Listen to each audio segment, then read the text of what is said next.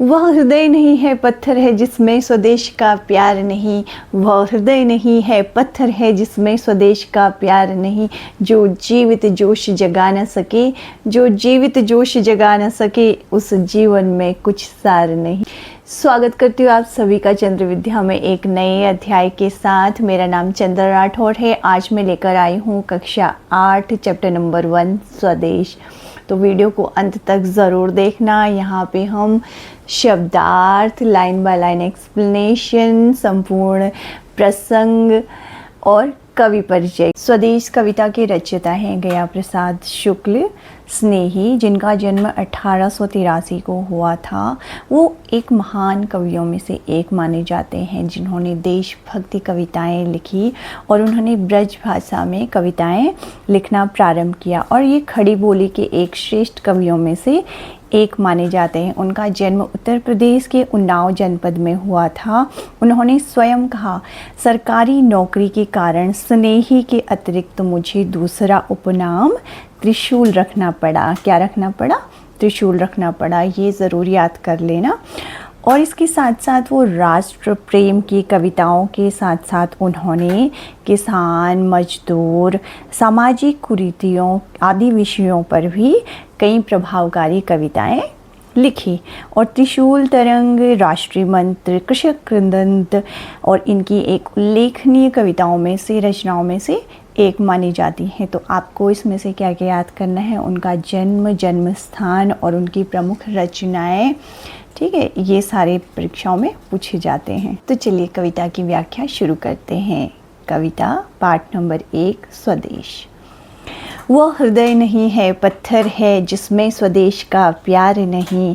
जो जीवित जोश जगा न सके, उस जीवन में कुछ सार नहीं। तो आइए कविता की व्याख्या जान लेते हैं। कवि कहता है कि वो हृदय नहीं है पत्थर है। मनुष्य क्या दिल हृदय नहीं है, वो पत्थर के समान है। कब? जब उसमें स्वदेश का प्यार नहीं है। अर्थात जिस दिल में स्वदेश का प्यार नहीं है वह पत्थर समान है। जो जीवित जोश जगा न सके, अर्थात जो जीवित जीवन हो के भी देश के लिए उत्साह न हो, जिसके दिल में, जोश का मतलब यहाँ पर है उत्साह, उस जीवन में कुछ सार नहीं, मतलब वह पूरी तरह से व्यर्थ है। ऐसा जीवन व्यर्थ है जिसमें देश के लिए उत्साह और जोश न हो। जो चल न सका संसार संग, उसका होता संसार नहीं। जिसने साहस को छोड़ दिया वह पहुंच सकेगा पार। आगे की पंक्तियों में कवि लिखते हैं, जो चल न सका संसार संग, यानी जो व्यक्ति, संसार मतलब दुनिया के बदलाव के, तरक्की और समाज के साथ कदम से कदम मिलाकर नहीं चल सका, उसका होता संसार नहीं। अर्थात उसका संसार नहीं होने का तात्पर्य यह है कि वह पीछे छूट जाता है। उसने साहस को छोड़ दिया, इसका तात्पर्य यह है जो मनुष्य कठिनाइयों के समय हिम्मत हार देता है। साहस छोड़ देना मतलब हिम्मत हार जाना। वह पहुंच सका पार नहीं, वह कभी अपने लक्ष्य या जीवन की बाधाओं को पार नहीं कर सका, अर्थात वो अपने लक्ष्य को कभी नहीं पा सका है।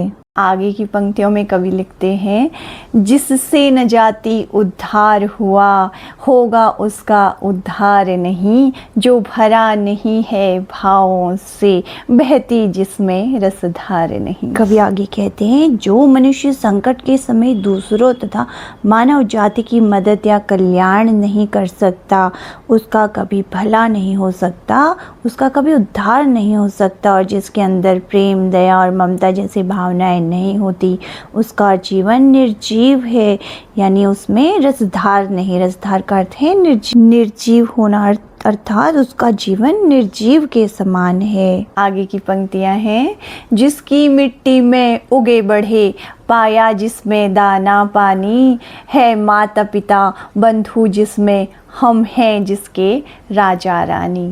चलिए व्याख्या जान लेते हैं। कवि कहते हैं कि जिस देश की पावन मिट्टी में हमने जन्म लिया था, जिसकी मिट्टी हम उगे बढ़े, पले बढ़े और जहाँ से हमें अन्न जल प्राप्त हुआ, जहाँ से हमें दाना पानी मिला है, जहाँ हमारे माता पिता, रिश्तेदार और संरक्षक हम सभी उस मातृभूमि के ऋणी हैं।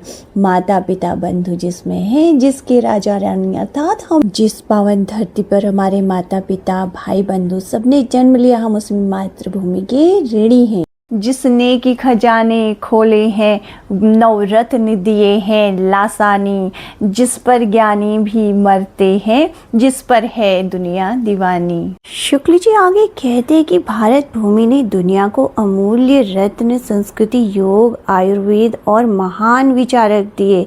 हमारे देश की महानता, ज्ञान और सुंदरता पर पूरी दुनिया मोहित है। उस पर है नहीं पसीजा जो, क्या है वह भूखा भार नहीं, निश्चित है निसंशय निश्चित है जान एक दिन जाने को। उस पर है नहीं पसीजा, तो इसका अर्थ यह है कि अगर इस पावन, उसका अर्थ यहाँ पे मातृभूमि के लिए बोला गया है। इस पावन भूमि की महानता को देखकर भी तुम्हारा हृदय अगर ना पिघले, पसीजा मतलब पिघलना, क्या वो भू पर भार नहीं, कहते कि वह मनुष्य धरती पर बोझ के समान है। निश्चय है, निसंशय निश्चित है, इसका अर्थ यह है कि जीवन निश्चय नश्वर है और मृत्यु निश्चित है। निश्चय मतलब निश्चित है। जान एक दिन जाने को, कहते कि अगर जीवन है तो मृत्यु निश्चित है, एक न एक दिन तो जान जाएगी। कवि के कहने का तात्पर्य यह है कि अगर जान जानी ही है तो देश की सेवा और भलाई करते हुए जान जानी चाहिए।